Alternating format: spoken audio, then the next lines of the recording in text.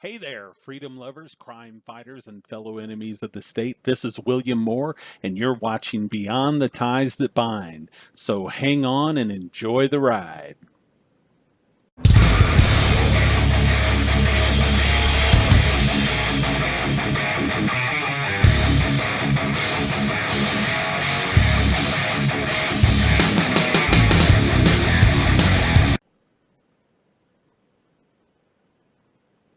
Okay, everyone. On this edition of Beyond the Ties That Bind, we're going to be looking at something that we are all bound to, and it's a tie that we need to get beyond. And that is the socialist prayer, which is taught to us from an early age in public indoctrination centers, known as the Pledge of Allegiance. As most of you can see, uh, doing something a little bit different tonight, I was able to acquire a video software program which is going to help hopefully make uh, tuning into Beyond the Ties That Bind a more pleasurable experience for everyone. Also, one of the reasons I'm doing this and not having my face plastered on the screen is because a friend of mine, I'm not going to give his full name, but his first name is Michael. He wrote me, sent me a message and stated that because he was continually watching me on his television every day, that he was developing some rather strong gay tendencies. So, since I'll probably be spending quite a bit of time with Michael over the summer after we move, I definitely don't want him developing gay tendencies. So, anyway, we're going to do something a little bit different here. You won't be seeing my beautiful face for the entire program. However, here I am right now. But anyway, we're going to talk about the Pledge of Allegiance. And as I stated in a previous program, follow the money. Yesterday's program, I spoke about following the money. And if you follow the money, you're usually going to get to the root of an agenda and find out the truth about a matter. And so it is with the famous socialist prayer, the Pledge of Allegiance. Um, the marketing of the Pledge of Allegiance.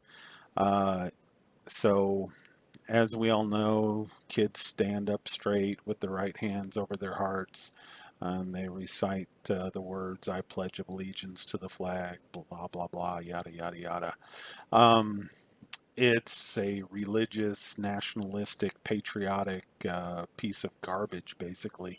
In 1827, a young publisher founded the Youth's Companion, an American children's publication that focused on virtue and piety and warned against the ways of transgression.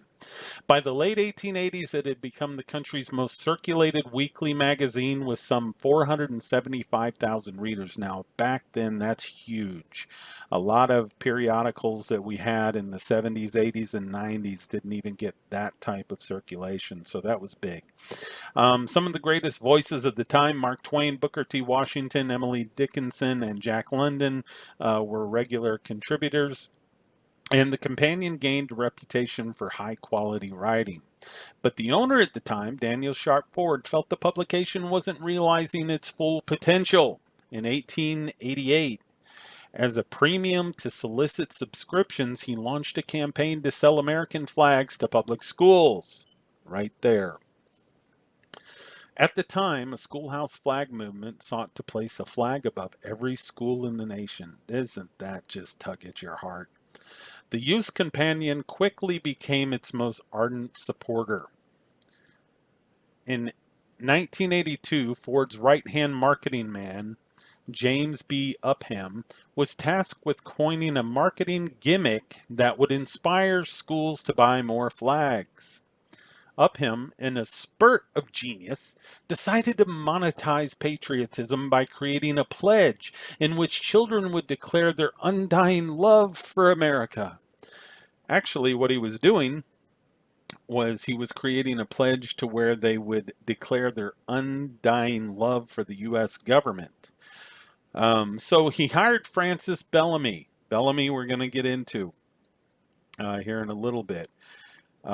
He was a Baptist minister, and so he was hired by Upham to write something that could easily be recited in 15 seconds or less. A socialist, Bellamy wanted to include the words equality and fraternity in the pledge, but his editors rejected the idea on the basis that the state superintendents opposed the idea of equality for women and African Americans. Can you believe that?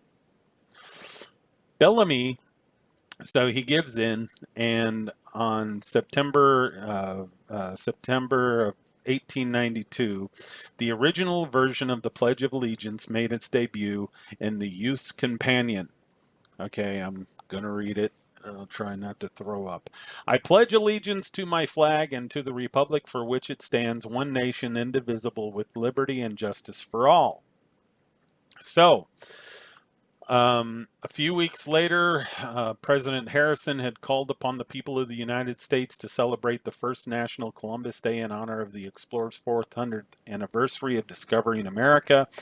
Harrison requested that educators spend the day teaching children the ideals of patriotism, i.e., support of war and loyalty to the nation and obedience to the government, basically.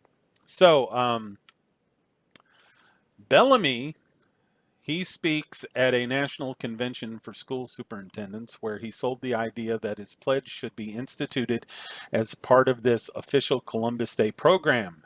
He was ultimately elected chair of the committee and formulated the entire holiday around the elaborate flag-raising ceremony and his pledge. So as I stated before, you got to follow the money, and if you follow the money, you're going to find out the truth about any matter. And the Pledge of Allegiance was created just to sell flags. That's why it was created. That's the genesis of it. That is the genius behind it, was to sell flags. Of course, now we need to look a little bit deeper into this man, Francis Bellamy, and his motivations behind writing the Pledge of Allegiance and how he wrote the Pledge of Allegiance, what his thought process was. And I'm going to be reading here from an article by Thomas D. Lorenzo. Now, I'm going to preface this by saying that Thomas D. Lorenzo, while he is a great guy, I've got some of his books, he still somewhat leans towards the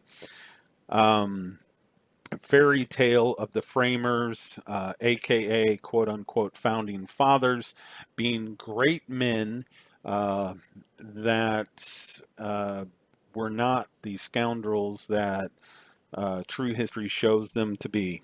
Now, while some of the framers, some of the men responsible for the formation of the country in 1776, like Patrick Henry, George Mason, and even Thomas Jefferson to an extent.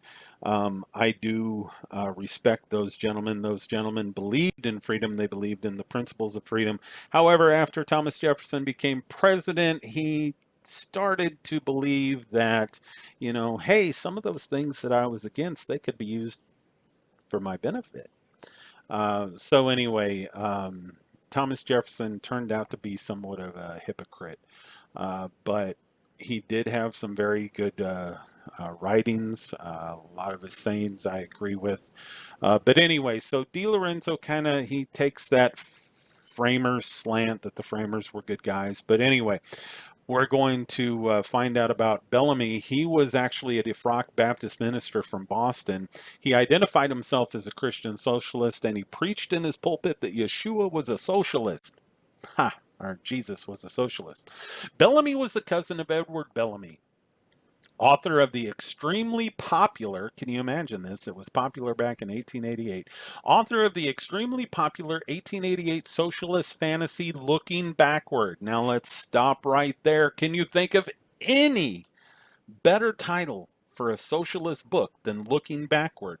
Because I'm telling you, the only view you're going to have when you have your head stuck up your ass is that of looking backward. So that is a wonderful title for a book that is a socialist fantasy. Um, in this novel, the main character, Julian West, falls asleep in 1887 and awakens in the year 2000 when the socialist utopia has been achieved. All industry is state owned, Soviet style. Everyone is an employee of the state who is conscripted at age 21 and retires at age 45. And all workers earn the same income. Isn't that wonderful? That is absolutely wonderful. So, anyway, here we have what they probably don't mention is everyone is euthanized then at age 46. But here we have a socialist who's going to actually write an oath or a pledge of allegiance to the American flag, which supposedly America stands for freedom, liberty, justice for all, yada, yada, yada. But we have a socialist here writing something that now is held in high esteem, and people actually, they say this like they're saying a prayer. They worship this. If the flag or the pledge is attacked, they get very defensive about it. Cognitive dissonance kicks in. But anyway, Francis Bellamy said that one purpose of the Pledge of Allegiance was to help accomplish his lifelong goal of making his cousin's socialist fantasy a reality in America. No, thank you. He further stated that the true reason for allegiance to the flag was to indoctrinate American schoolchildren into the false history of the American founding that was espoused first by Daniel Webster and later by Abraham Lincoln. So, something that Lincoln claimed falsely, that the states were never sovereign and that the Union created the states, not the other way around. But as Joe Sobran has remarked, the notion that the Union is older than the states makes as much sense as the idea that a marriage can be older than either spouse. So it's impossible for a union of two things to be older than either of the things that it is the union of. So anyway, um, you have a man, Francis Bellamy, he worshiped Lincoln. And he believed in that utopian, unified, unitarian state. He did not believe in states' rights. He did not believe in individual liberty. So, um, the truth is that in all of the American founding documents, including the Declaration of Independence, the Articles of Confederation, the Constitution, the states refer to themselves as free and independent. The Treaty of Paris that ended the Revolutionary War was a treaty with the individual free and independent states, not the whole people of the United States. Okay, so citizens of the United States back at that time, they understood that they were sovereign over the federal government, or well, at least they were made to think that, because what the founders did in 1787 with the creation of the Constitution was to create a strong central government. I don't think that any of the men who were responsible for creation of the Constitution would have been at odds with what Lincoln did when he launched the Northern War of Aggression. However, Thomas D. Lorenzo states here that the state citizens understood that they were sovereign over the federal government, not the other way around, as Lincoln claimed. The sovereign states delegated a few enumerated powers to the central government as their agent while maintaining sovereignty for themselves. However, we find out that that's not true, because what Lincoln did when he launched the Northern War of Aggression was to say basically there is no state sovereignty, that you are part of this union, you cannot leave this union, and basically he was a an abusive husband. And when the spouse was trying to leave, then he abused her some more physically and forced her to stay. And that's how I look at the War of Northern Aggression. So, despite Lincoln's efforts to destroy the system of federalism and states' rights that was championed by Jefferson and other founders by waging total war on the South, many Americans still believed in the Jeffersonian states' rights ideal as of the 1880s. Now, really, states' rights didn't exist from 1787 forward.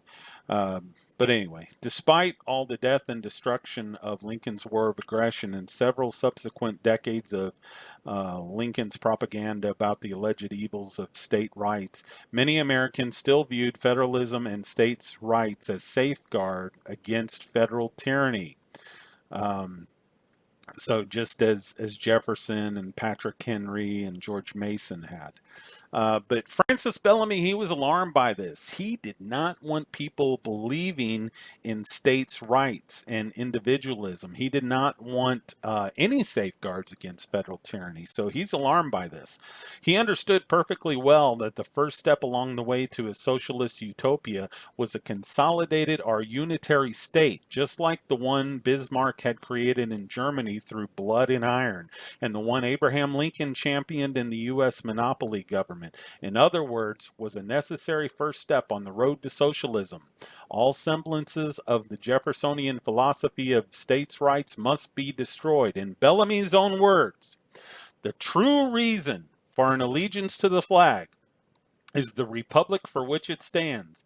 And what does that vast thing, the republic, mean?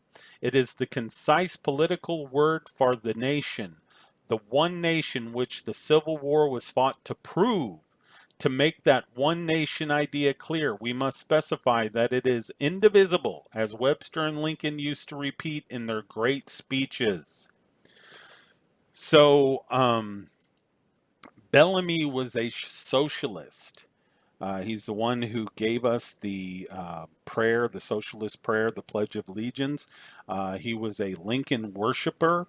Um, what took place during the War of Northern Aggression when the states decided to secede um, proved that Abraham Lincoln did not believe in states' rights.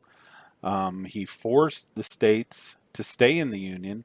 The war was not fought over slavery, as is so erroneously claimed. The war was fought over the moral tariff and the Corwin Amendment. More about that in a later broadcast. But the um, war was not fought over slavery because Abraham Lincoln's own words, he states that if I could preserve the Union without freeing one slave, I would do so. Somewhat of a paraphrase, but Abraham Lincoln says that if he could preserve the Union, I mean, that is his sole purpose. That if he could preserve it without freeing one slave, that is exactly what he would do. Um, it was economically expedient to keep the Union together because the South was a cash cow and the South financed the entire operation of the Union. If Lincoln lost the South, he was going to lose his bank, for his financier for the federal government. So he could not take that chance. So it was not about um, the War of Northern Aggression was not about slavery. It was about states' rights, but it was mainly about Lincoln keeping the cash cow of the South um, in the Union, so he would have the funds to run the United States of America, that government. As far as the Confederacy is concerned, I take the side of the Confederacy.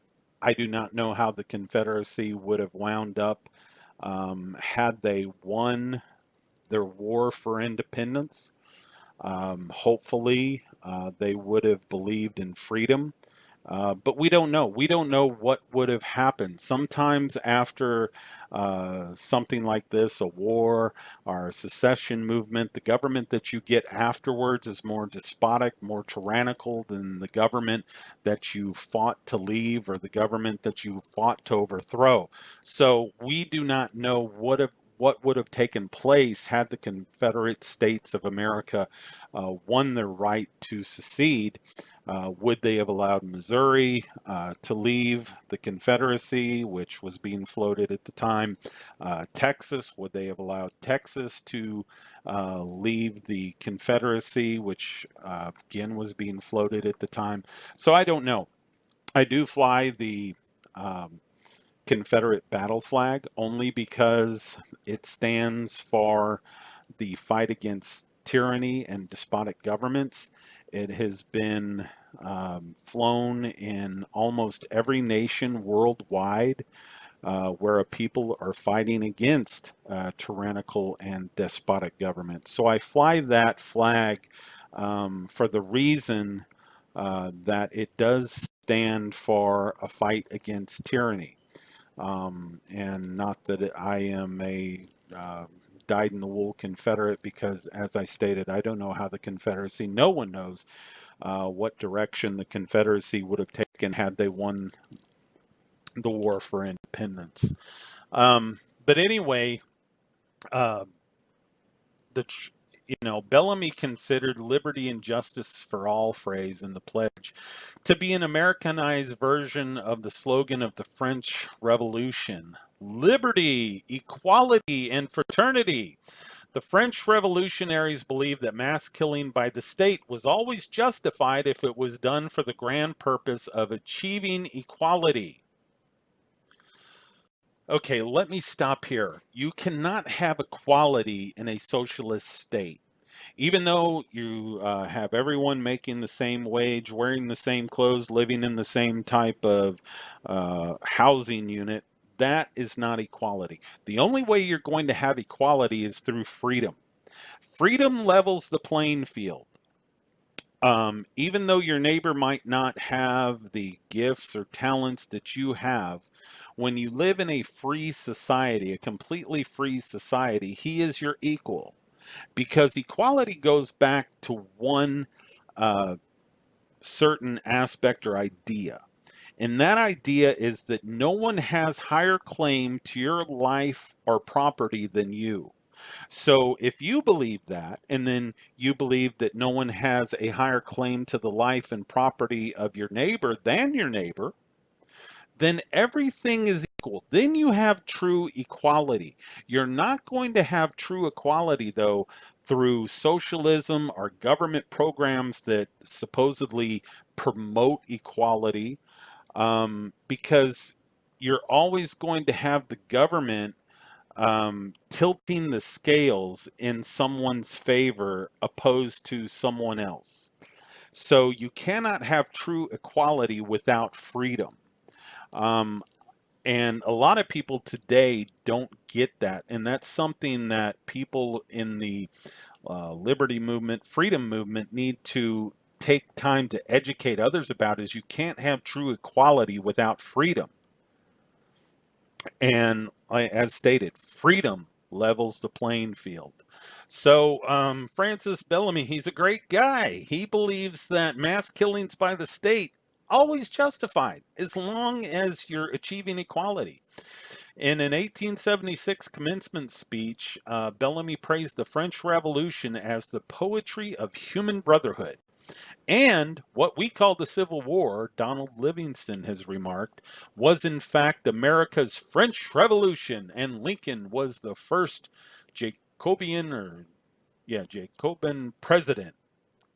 So um, Bellamy was he not only was a socialist, this guy had the tendencies of a butcher. Bellamy intended the Pledge of Allegiance to be a vow of allegiance to the state. Uh, that was an un-American idea. He stated that he got the idea from the loyalty oaths that were imposed on Southerners during Lincoln's invasion of the Southern states and afterward. during Reconstruction. During the war, adult male civilians in the South were compelled to take a loyalty oath to the federal government or be shot. Um, if you've ever watched the movie The Outlaw Josie Wales, when the Redlegs were going through Missouri after the War of Northern Aggression, um, they were having men take a loyalty oath to the federal government. And if they did not take that loyalty oath, they were shot. But in some cases, actually, they would have these men take the loyalty oath and then kill them anyway. Now you can look this up online. It's you have to look, have to do some diligence when you're looking this up online because Google likes to hide the results.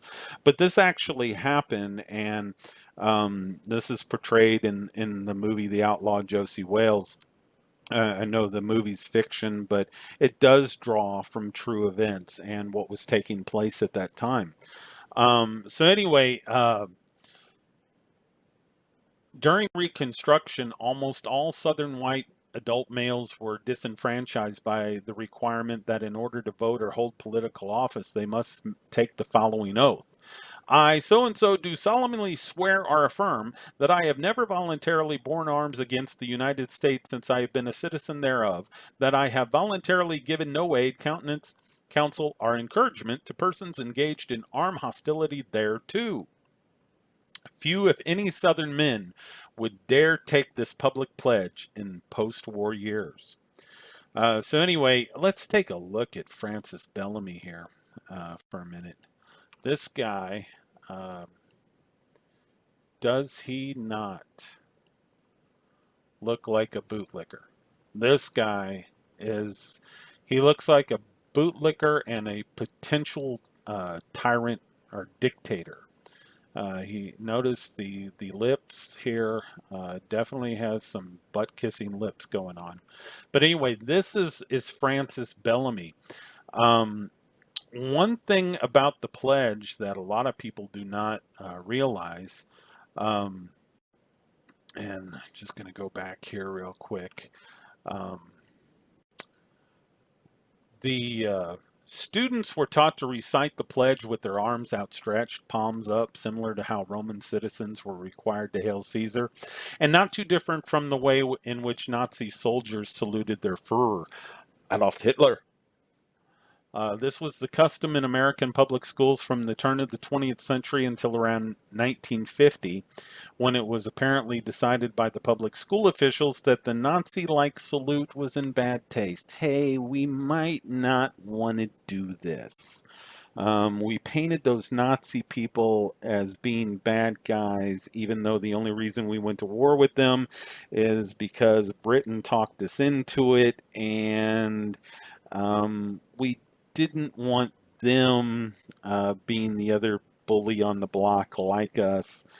So therefore we stepped in and we painted them as bad guys. So we might want to change this. So anyway, yeah, that's how American school children would actually stand for the pledge. They would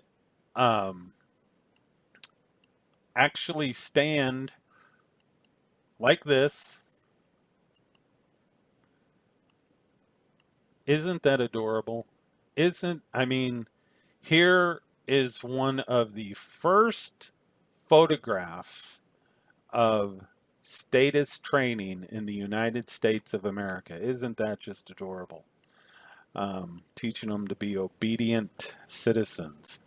And then, of course, what did that look like? Why, isn't that Nazi Germany? Of course, yeah, that's exactly what the previous picture looked like.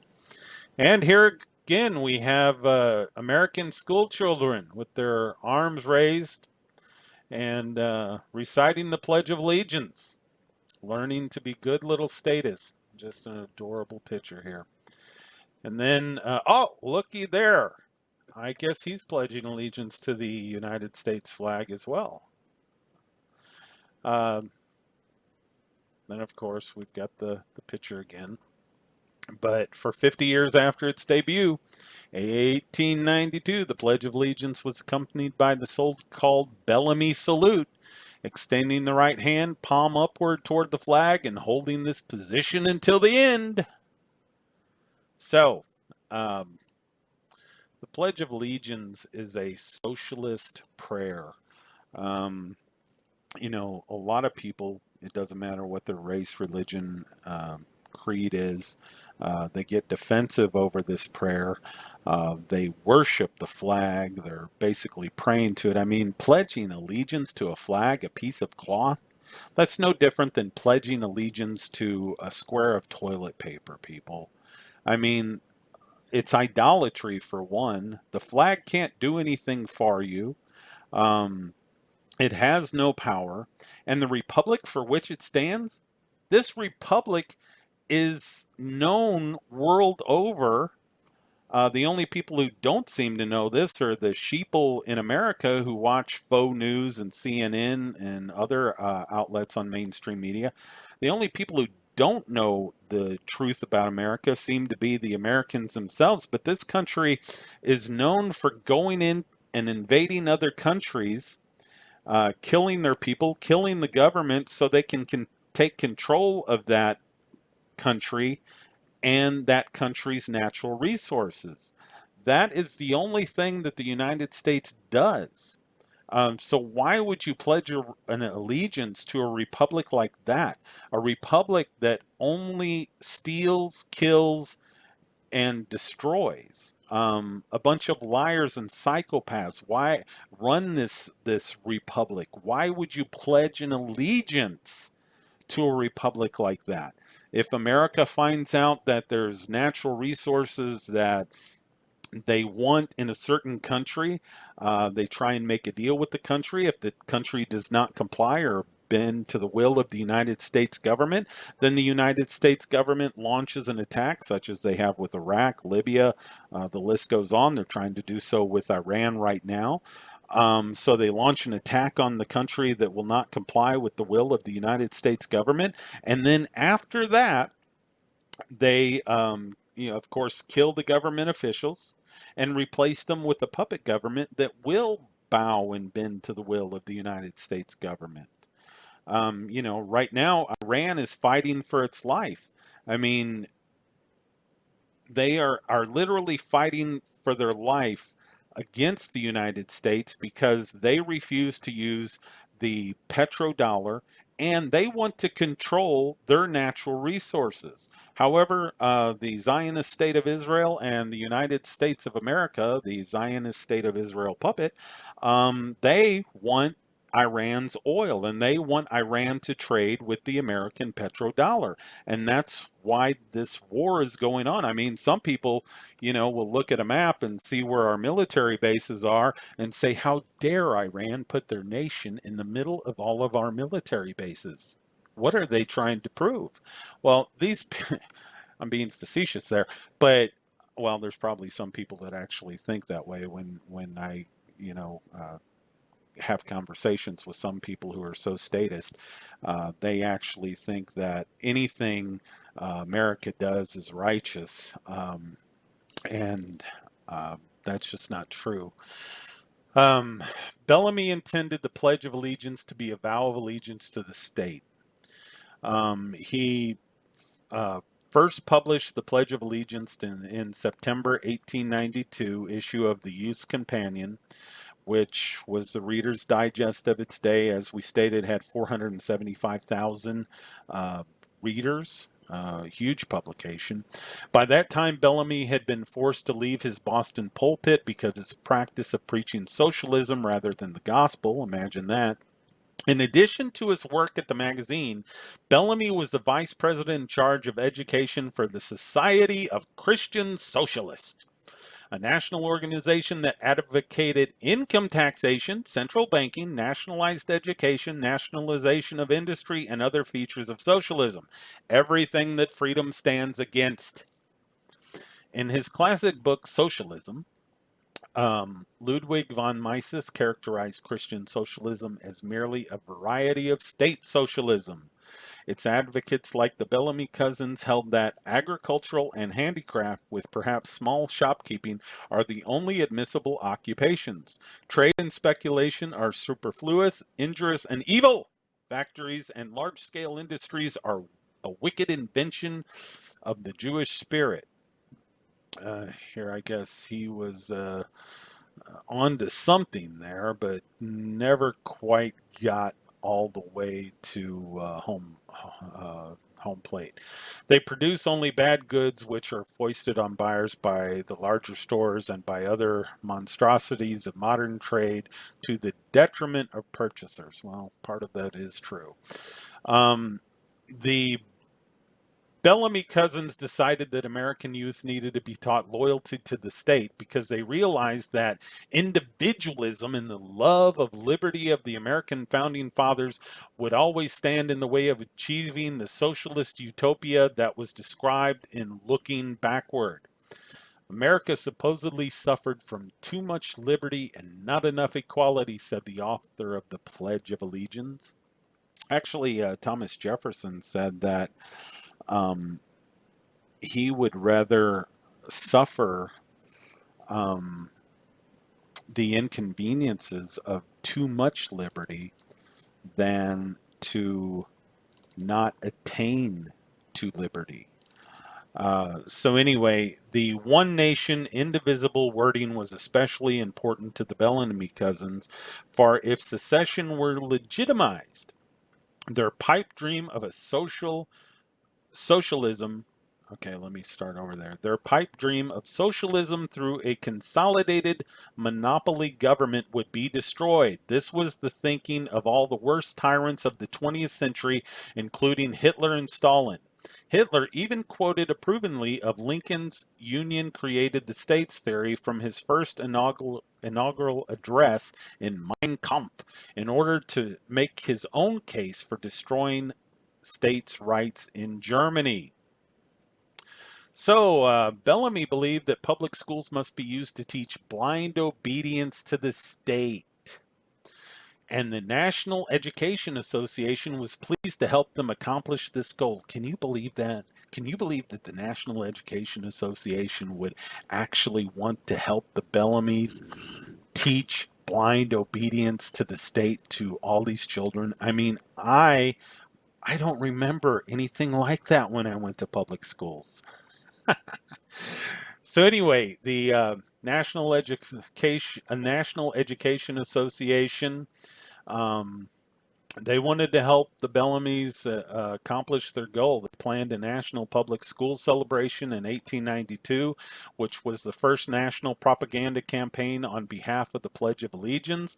It was a massive campaign that involved government schools and politicians throughout the country. The government schools were promoted along with the pledge, while private schools, especially, of course, I guess religious ones, they were criticized. Parochial schools were criticized. So, um, of course, you don't want a school that could possibly teach the ideas of freedom, the philosophy of freedom and anarchy, a world with no rulers.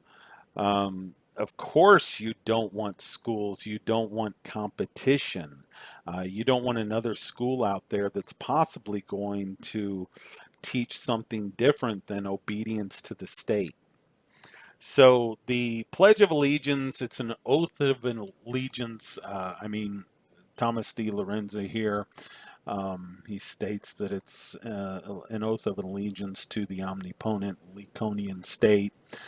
I say it's an oath of allegiance to the state, period. Its purpose was never to in teach the ideals. Here he goes again with the American founding fathers, but to teach the ideals of socialist, which that is true.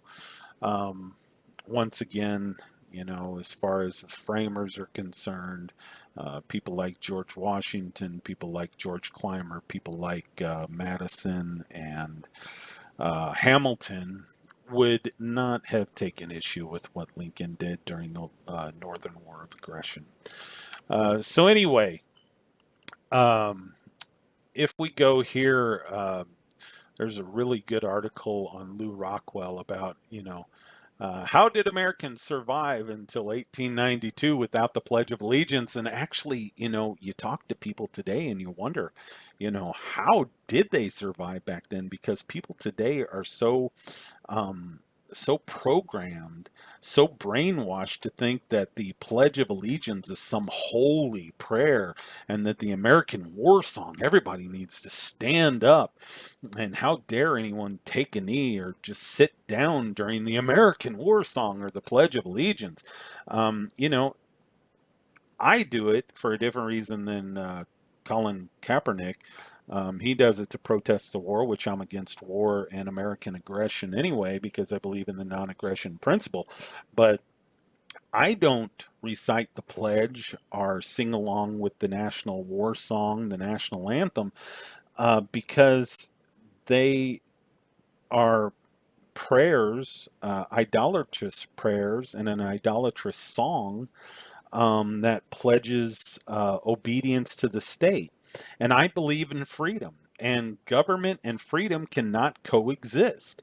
You cannot have a doctrine of coercion exist at the same time as freedom. So anyway, wanted to read something here though from the article "How Did Americans Survive?" which beyond me really when you talk to the obedient sheeple today. But it says here, I find every part of the pledge objectionable. I pledge no allegiance to the flag of the United States of America and none to the republic for which it stands. I don't identify the state with the nation. I don't regard the nation as indivisible. I think the word that they want to use there is country. I'm devoted to a number of values that I deem good and that I love, and some of these are related, although not uniquely, to this country and to ideals associated with this country, such as liberty and justice. But the national government we call the United States of America certainly does not invoke my devotion, loyalty, faithfulness, love, or adherence. What it is and what it does, I condemn. I find it impossible to be loyal to a band of bloody warmongers and warmakers who were ready to draft me into their armed forces at age 18 and now forcibly extract my wealth to carry on their wars. That is awesome. The author of this article, Michael Rosef. Awesome, Michael. So we see that the Pledge of Allegiance was something that was used to market the flag. That's the genesis of the Pledge of Allegiance. However, it turned into something more than that. And people today recite it. They think it's holy. They think that if you don't recite it, you're un American. And I love my country, but I hate my government and I hate the state. Um, you know, children can't understand what they're pledging allegiance to, so it's basically indoctrination and brainwashing. No other country in the world except for the Philippines actually um, has a pledge of allegiance to a flag. We're the only ones, we're the only nation out there that has a pledge of allegiance to a flag. Which is ridiculous. And I do not pledge allegiance to the flag nor the republic for which it stands. I pledge allegiance only to my creator, my wife, and friends that I have that believe in freedom, believe in the ideals of freedom as I do, are close to what I do. Some people believe a little bit differently than me. Um, but I do not believe that we need to pledge allegiance to a piece of cloth that can't do anything. There's nothing holy about the cloth. So those of you who get upset when someone purchases a piece of cloth and then burns it in protest, trying to make a statement, why get upset? They're burning a piece of their own property which they bought. Okay? That flag doesn't represent anything but blood, wars, lying, murder, and thievery. To get upset over someone burning a piece of cloth just goes to show how